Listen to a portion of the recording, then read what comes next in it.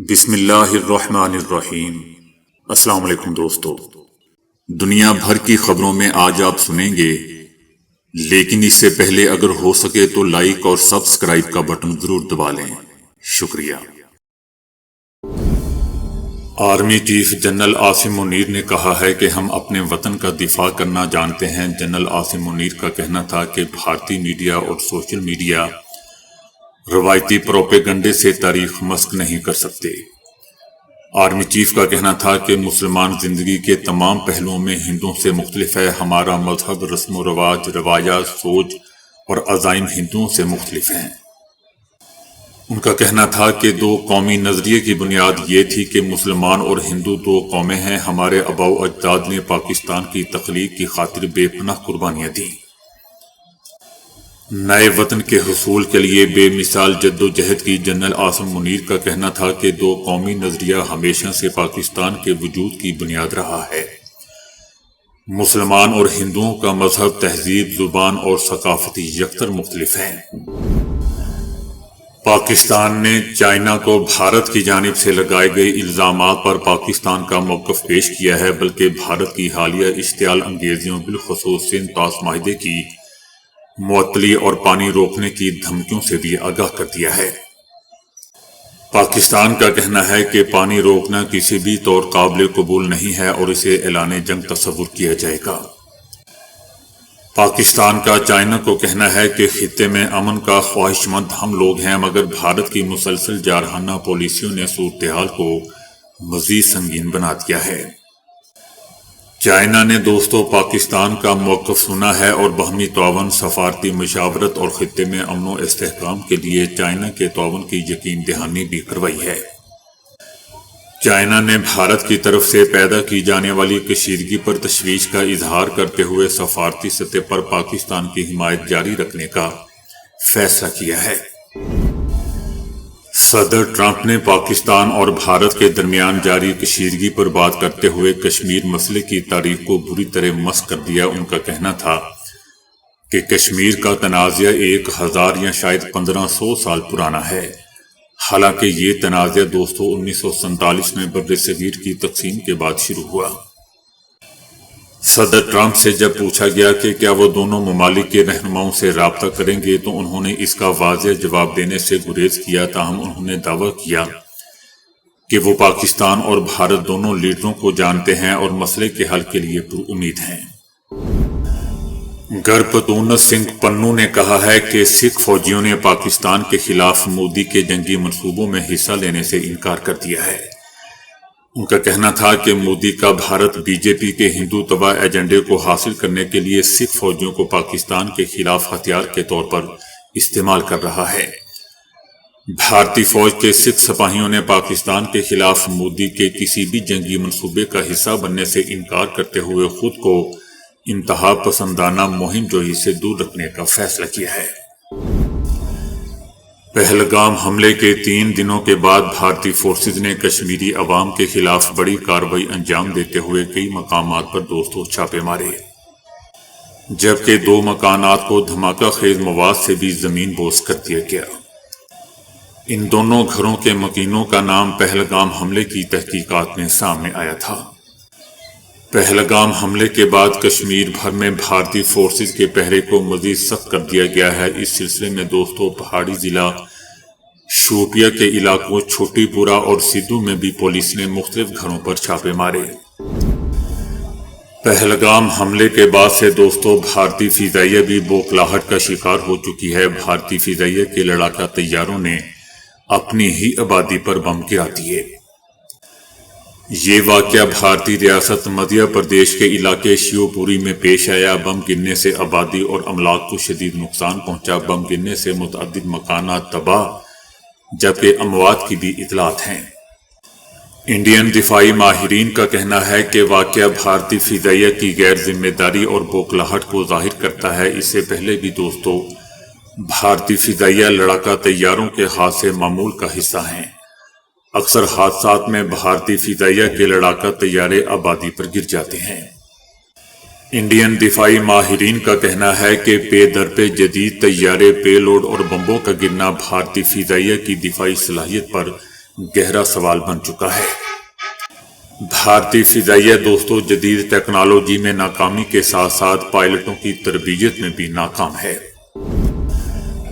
راہل گاندھی نے پہلگام حملے کے بعد ملک کے دیگر حصوں میں کشمیری طلباء پر حملوں پر افسوس کا اظہار کرتے ہوئے کہا ہے کہ افسوس ہے کہ کچھ لوگ میرے کشمیری بھائیوں اور بہنوں پر حملے کر رہے ہیں۔ ان کا کہنا تھا کہ ہمیں متحد ہو کر تخریب کاری کو شکست دینی ہے۔ ان حملوں کا مقصد سماج کو تقسیم کرنا اور لوگوں کو ایک دوسرے کے خلاف کھڑا کرنا ہے۔ راہل گاندھی نے اس بات کی بھی تصدیق کی کہ اپوزیشن جماعتوں نے حکومت کے ساتھ میٹنگ میں شرکت کی ہے اور جو بھی اقدام حکومت کرنا چاہتی ہے ہم اس کی مکمل حمایت کرتے ہیں۔ بھارتی ریاست کرناٹک کے وزیر اعلیٰ نے کہا ہے کہ پاکستان کے ساتھ جنگ کی کوئی ضرورت نہیں ہے۔ پہلگام واقعہ سیکیورٹی کی ناکامی ہے، ہم جنگ کے حق میں نہیں ہیں۔ دوسری جانب دوستو جنگ مخالف بیان پر بی جے پی کے رہنماؤں نے اس وزیر اعلیٰ کرناٹک پر تنقید کی ہے اور اسے برا بھلا کہا ہے۔ دہلی میں تعینات پاکستانی ہائی کمیشن کے افسران کی وطن واپسی کا سلسلہ مرحلہ وار شروع ہو چکا ہے۔ بھارت کی جانب سے ناپسندیدہ قرار دیے جانے والے افسران کی واپسی شروع ہو چکی ہے اور یہ عمل 30 اپریل تک مکمل کیا جائے گا۔ بھارت نے پاکستانی عسکری افسران کو ناپسندیدہ شخصیات قرار دے کر ان کی واپسی کا مطالبہ کیا تھا۔ اس سلسلے میں پاکستان نے افسران کو مرحلہ وار وطن واپس بلانے کا فیصلہ کیا۔ لندن میں پاکستانی ہائی کمیشن کی طرف جانے کی کوشش میں بھارتی مظاہرین کو دوستو لندن پولیس نے گرفتار کر لیا ہے۔ بھارتی انتہا پسند مظاہرین نے برطانوی دارالحکومت میں پاکستانی ہائی کمیشن کی طرف بڑھنے کی کوشش کی جسے لندن پولیس نے ناکام بنا دیا۔ برطانوی پولیس نے 4 انتہا پسند بھارتی مظاہرین کو ہنگامہ آرائی کرنے پر گرفتار کر لیا۔ لندن میں ہی پاکستانی ہائی کمیشن کے باہر برطانوی نژاد پاکستانیوں اور کشمیریوں نے پاکستان سے اظہار یکجہتی اور بھارتی دھمکیوں کے خلاف مظاہرہ کیا۔ پاکستانی اور کشمیری پرچم اٹھائے ہوئے پرجوش پاکستانیوں اور کشمیریوں نے پاکستان اور پاک فوج کے حق میں نعرے بلند کیے۔ یہ مظاہرہ دوستو بھارتی انتہا پسندوں کی جانب سے پاکستانی ہائی کمیشن کے باہر احتجاج کی کال کے رد عمل میں کیا گیا۔ بھارت کی جانب سے ایک بار پھر پاکستان پر جھوٹے الزامات کی بچاڑ اور علاقائی کشیدگی بڑھانے کی کوششوں کے دوران دوستو ایران نے بھارت اور پاکستان کے درمیان ثالثی کی پیش کرتے ہوئے کہا ہے کہ ایران خطے میں امن و استحکام کا خواہش مند ہے اور دونوں ممالک کو برادر پڑوسی قرار دیتا ہے۔ ایران کا کہنا ہے کہ ایران بھارت اور پاکستان کے ساتھ صدیوں پرانی تہذیبی اور ثقافتی وابستگی رکھتا ہے اور موجودہ کشیدہ صورتحال میں ایران دونوں دارالحکومتوں میں مصالحت کے لیے تیار ہے۔ یہ پیشکش دوستو ایسے وقت میں سامنے آئی ہے جب بھارت نے پہلگام میں پیش آنے والے ایک مشکوک حملے کا الزام بغیر کسی ثبوت کے پاکستان پر ڈال دیا، جس پر مبینہ طور پر 26 افراد مارے گئے تھے۔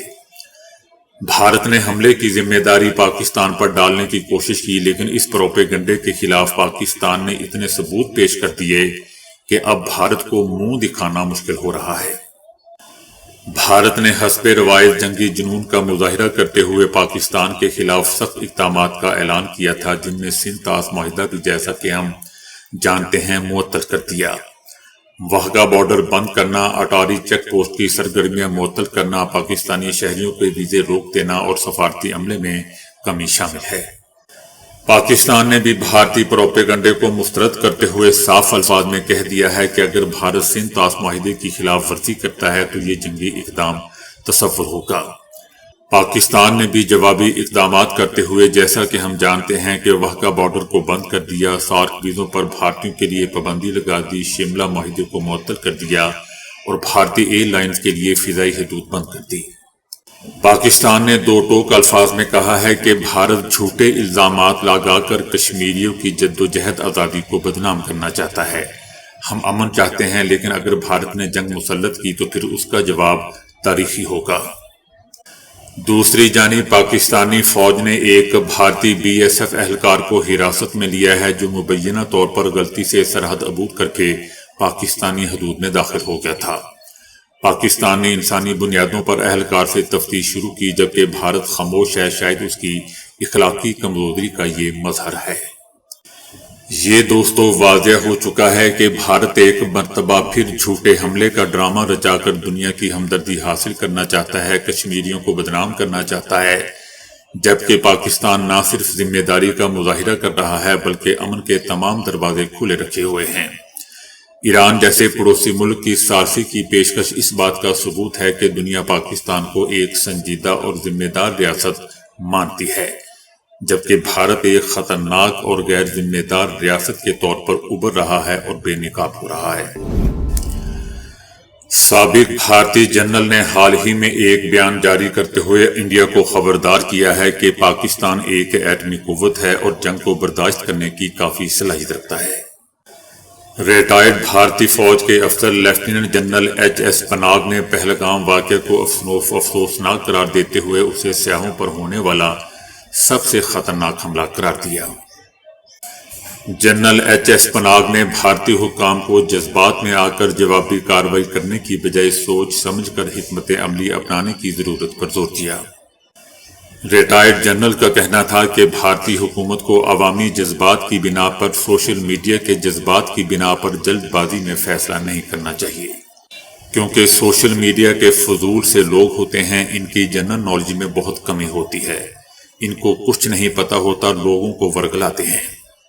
ان کا مزید کہنا تھا کہ بھارت کے پاس کسی بھی میدان میں میزائل، ڈرون یا فضائی سمندری طاقت کوئی بڑا تکنیکی فائدہ نہیں ہے جو وہ بغیر کسی خطرے کے جوابی حملے کر سکے۔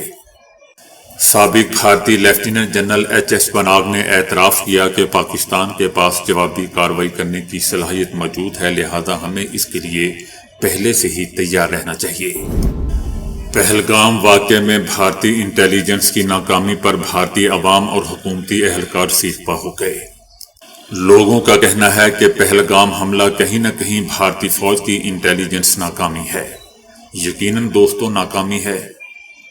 سابق حکومتی اہلکاروں کا بھی کہنا ہے کہ سی آر پی ایف کی پوسٹ کو الرٹ جاری ہونے کے باوجود ہٹا دیا گیا تھا۔ ایک کوتاہی کے بعد مزید کوتاہیاں برتی گئیں، جیسے پلوامہ میں ہوا تھا۔ کرنل ریٹائر اجے شکلا کا کہنا تھا کہ تخریب کاری کو ختم کرنے کے جھوٹے بیانیے نے بیشتر لوگوں کی جانیں لے لیں۔ بھارتی وزیر داخلہ کا شمار ان لوگوں میں ہوتا ہے جو سب سے زیادہ غیر ذمہ دار لوگ ہیں۔ جنرل ریٹائر وی پی ملک کا کہنا تھا کہ میرا سوال یہ ہے کہ بھارتی انٹیلیجنس کو کیا ہوا اور ناکامی کیوں ہوئی؟ پہلگام واقعے کے بعد بھارت کے اندر سے مودی حکومت کے خلاف آوازیں مزید بلند ہو گئی۔ عام آدمی پارٹی کے رہنما نے پہلگام واقعے سے متعلق بھارتی حکومت کے فیصلوں پر شدید تنقید کرتے ہوئے کہا ہے کہ اس تمام صورتحال کا نقصان صرف بھارت کو ہو رہا ہے۔ انہوں نے سوال اٹھایا کہ لائن آف کنٹرول کے علاقے سے 200 کلومیٹر اندر سخت سیکیورٹی کے باوجود یہ مسلح افراد، اگر آپ لوگ کہتے ہیں کہ باہر پاکستان سے آئے تھے تو یہ مسلح افراد داخل کیسے ہو گئے؟ ان لوگوں نے کارروائی کی پھر کیسے غائب ہو گئے؟ ان کا کہنا تھا کہ بی جے پی حکومت کو بھارتی عوام کے ساتھ یہ مذاق بند کرنا ہوگا، انٹیلیجنس کی ناکامی کو تسلیم کرنا ہوگا۔ یہ ہر ناکامی کو دوسرے ملکوں پر عائد کر دیتے ہیں، صرف اپنے آپ کو بچانے کے لیے۔ ان سب کو سڑکوں پر لا کر جوتے مارنے چاہیے۔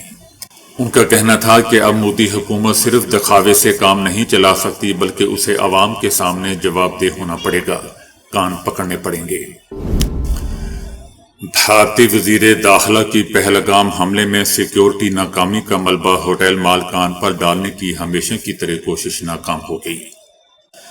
وزیر داخلہ کل جماعتی میٹنگ میں ان کا کہنا تھا کہ مقبوضہ وادی کے سیاحتی علاقے پہلگام میں ہوٹل مالکان میں پولیس سے اجازت نامہ لیے بغیر سبزہ زار سیاحوں کے لیے کھولا تھا، اس لیے وہاں سیکیورٹی نہیں تھی، جبکہ مقبوضہ وادی کی حکومت نے کہا ہے کہ وہاں سیاحتی مقام پر جانے کے لیے پولیس کا اجازت نامہ کبھی بھی درکار نہیں ہوتا۔ حکومت کا کہنا ہے کہ سیاحتی مقام تقریباً سارا سال کھلا رہتا ہے اور 35 روپے اس کا ٹکٹ ہوتا ہے۔ کل جماعتی میٹنگ کے دوران اپوزیشن جماعتوں نے سیکیورٹی اقدامات کی ناکامی پر سوالات اٹھائے اور ناقص سیکیورٹی پر حکومت کو آڑے ہاتھوں بھی لیا۔ بھارتی سپریم کورٹ کے سابق جج مرکنڈے کاٹجو کا کہنا ہے کہ اگر بھارت جنگ کرتا ہے تو اس کی معیشت بری طرح متاثر ہوگی جو پہلے ہی ڈوبی ہوئی ہے۔ ایک انٹرویو میں سابق جج کا کہنا تھا کہ بھارتی جرنیل پاکستان کے ساتھ جنگ کے لیے بھارتی ٹی وی چینلز پر بکواس کر رہے ہیں۔ انہیں یہ بات سمجھنا ہوگی کہ دونوں ملک ایٹمی طاقتیں ہیں۔ جسٹس ریٹائر مرکنڈے کا کہنا تھا اگر بھارت جنگ کرتا ہے تو اس کی معیشت بری طرح متاثر ہوگی جو پہلے ہی متاثر ہے اور ڈوبی ہوئی ہے۔ انہوں نے پلوامہ حملے کے بعد پاکستان کے اقدامات کی بھی تعریف کی جبکہ دونوں ملکوں کے درمیان کشیدگی بہت زیادہ تھی۔ مودی حکومت نے بے حسی اور بے رحمی کا مظاہرہ کرتے ہوئے بچوں کے علاج کے لیے دارالحکومت نئی دہلی میں موجود پاکستانی فیملی کو بھی بھارت چھوڑنے کا کہہ دیا۔ بچوں کے والد نے بتایا کہ پیدائشی طور پر دل کے عارضے میں مبتلا 7 اور 9 برس کے بچے نئی دہلی کے ہاسپٹل میں داخل ہے۔ اس ہفتے بچوں کی سرجری متوقع تھی، تاہم بھارت سے واپس جانے کا کہا جا رہا ہے۔ متاثرہ بچوں کے والدین کا کہنا تھا کہ موجودہ صورتحال کے پیش نظر خود کو بھارت میں غیر محفوظ تصور کر رہے ہیں۔ حکومت پاکستان سے اپیل ہے کہ ہماری مدد کی جائے۔ یاد رہے دوستو کہ ہندو انتہا پسند مودی سرکار نے مقبوضہ وادی کے سیاحتی مقام پہلگام میں ہونے والے آپریشن کا جواز بنا کر سارک ویزے پر موجود پاکستانیوں کو 1 ہفتے میں ملک چھوڑنے کا حکم دیا ہوا ہے۔ تو دوستو ابھی کے لیے اتنا ہی۔ ویڈیو کو لائک اور شیئر کرنے کا بہت بہت شکریہ۔